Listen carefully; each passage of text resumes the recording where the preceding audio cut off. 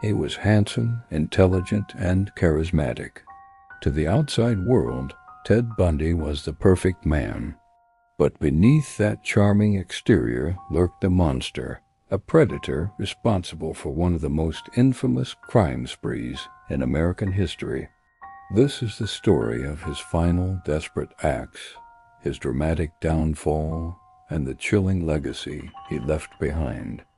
By 1977, Ted Bundy was in custody in Aspen, Colorado, facing murder charges.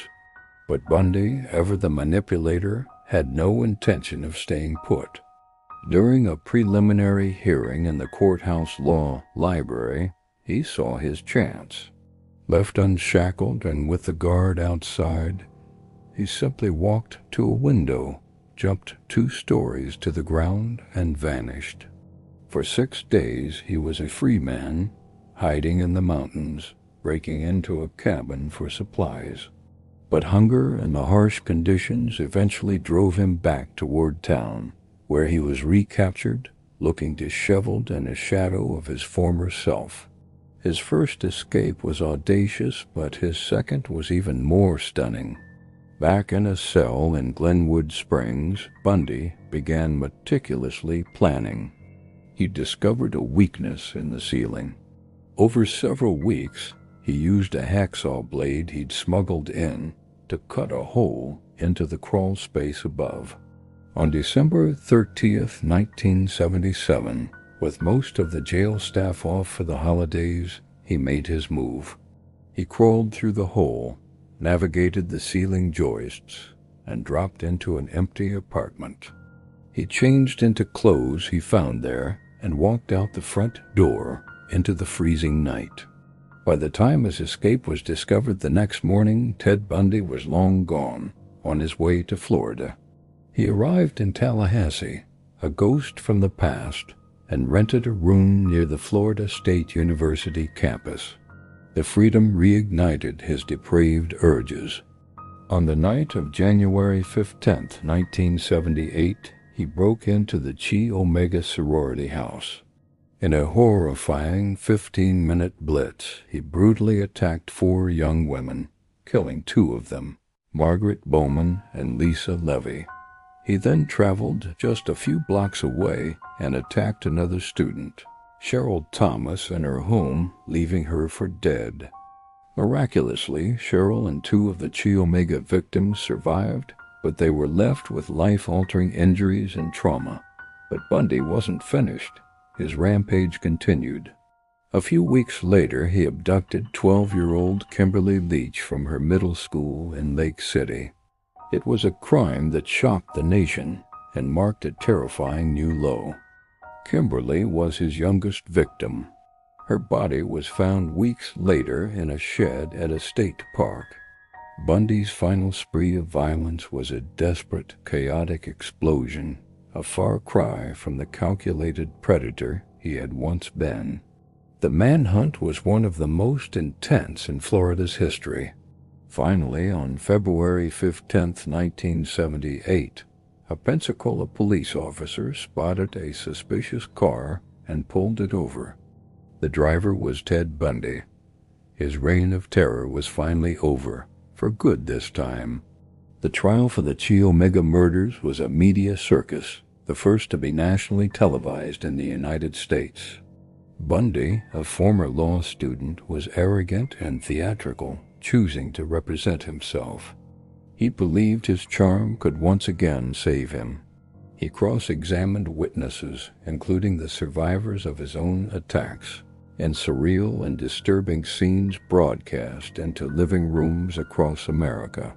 He was a performer, soaking up the spotlight, seemingly detached from the gravity of his crimes. But this time, charisma wasn't enough. The prosecution had overwhelming evidence.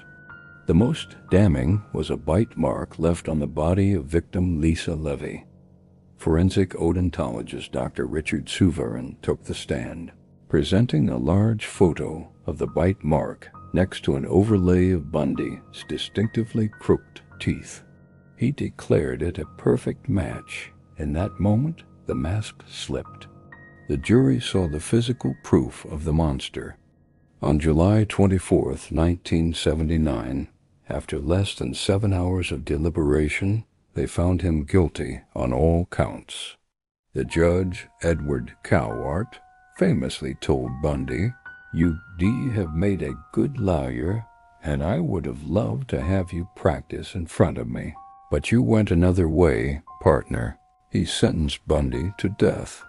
A separate trial for the murder of Kimberly Leach also resulted in a guilty verdict and another death sentence. For the next decade, Bundy sat on death row, filing appeals and continuing to play games with law enforcement. He offered to consult on other serial killer cases, portraying himself as an expert. In the final days before his execution, he agreed to a series of interviews, most famously with psychologist Dr. James Dobson. In a desperate, last-ditch effort to shift blame, he claimed that his actions were fueled by an addiction to violent material, a claim that many experts and investigators found to be self-serving and manipulative. On the morning of January 24, 1989, at the Florida State Prison, Ted Bundy was executed in the electric chair. Outside the prison, a large crowd had gathered, setting off fireworks and celebrating his death. It was a cathartic, if unsettling, end to a story that had held the nation in its grip for over a decade. So what is the legacy of Ted Bundy? He shattered the illusion that monsters look like monsters.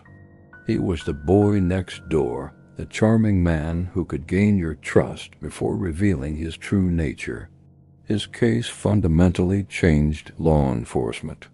It highlighted the need for better interstate communication to track serial offenders and led to advancements in forensic science, particularly profiling and DNA technology. The term serial killer became part of our public vocabulary largely because of him. More importantly, his legacy is a cautionary tale. It reminds us of the darkness that can hide behind a charismatic smile and the importance of remembering the victims, not the killer. The names Margaret Bowman, Lisa Levy, Kimberly Leach, and the dozens of other women whose lives he stole are the true legacy. They are the ones who must not be forgotten. Their stories serve as a permanent reminder of the cost of his evil and the importance of justice, no matter how long it takes. Thank you for watching. If you found this documentary insightful, please like and subscribe for more deep dives into historical events.